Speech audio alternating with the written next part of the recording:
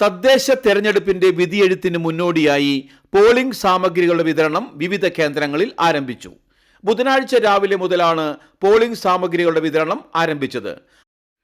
Alagappanagar polytechnic കോളേജിൽ വെച്ച് പോളിംഗിനുള്ള electronic voting മെഷീനുകളും അനുബന്ധ സാമഗ്രികളും വിതരണം ചെയ്തു. ത്യാഗരാജർ കോളേജിൽ വലിയ തിരക്കാണ് അനുഭവപ്പെട്ടത്. ഡ്യൂട്ടിക്കായി നിയോഗിച്ച ജീവനക്കാർ വിതരണ കേന്ദ്രത്തിൽ രാവിലെ തന്നെ പോളിംഗ് സാമഗ്രികൾ കൈപ്പറ്റാനെത്തിയിരുന്നു. കോളേജിന് മുൻപിലായി പ്രത്യേക സജ്ജീകരണങ്ങൾ ഒരുക്കിയായിരുന്നു വിതരണം. ഉപകരണങ്ങളെല്ലാം കൈപ്പറ്റിയ ശേഷം പരിശോധന നടത്തി ഉറപ്പുവരുത്തിയ ശേഷമാണ് ഉദ്യോഗസ്ഥർ അതാത് ബൂത്തുകളിലേക്ക് തിരിച്ചത്.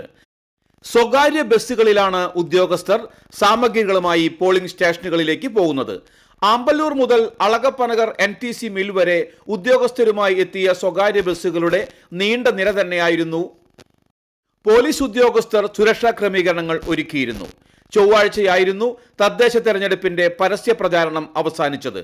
ജില്ലയിലെ 111 തദ്ദേശ സ്വയംഭരണ സ്ഥാപനങ്ങളിൽ 2204 വാർഡുകളിലായി 7208 മത്സരാർത്ഥികളാണ് മത്സര രംഗത്തുള്ളത്.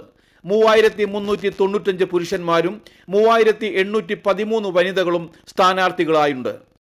അന്തിമ വോട്ടർ പട്ടികയിലെ കണക്കനുസരിച്ച് ജില്ലയിലാകെ 27,36,817 വോട്ടർമാരാണ് വ്യാഴാഴ്ച പോളിംഗ് ബൂത്തിലേക്ക് എത്തുക.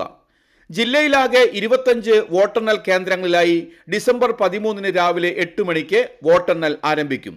ജില്ലാ പഞ്ചായത്തിന്റെ പോസ്റ്റൽ ബാലറ്റ് കൗണ്ടിംഗ് റിട്ടേണിംഗ് ഓഫീസറായ ജില്ലാ കളക്ടറുടെ നേതൃത്വത്തിൽ കളക്ടറേറ്റിലാണ് നടക്കുക. പോളിംഗ് ഡ്യൂട്ടിയിലുള്ള ഉദ്യോഗസ്ഥർക്കും ഇലക്ഷൻ ഡ്യൂട്ടിയിലുള്ള പോലീസ് ഉദ്യോഗസ്ഥർക്കും ഇലക്ഷൻ ഡ്യൂട്ടിയിലുള്ള മറ്റു ഉദ്യോഗസ്ഥർക്കും പോസ്റ്റൽ ബാലറ്റ് വഴി വോട്ട് ചെയ്യാനുള്ള സൗകര്യം ഏർപ്പെടുത്തിയിട്ടുണ്ട്.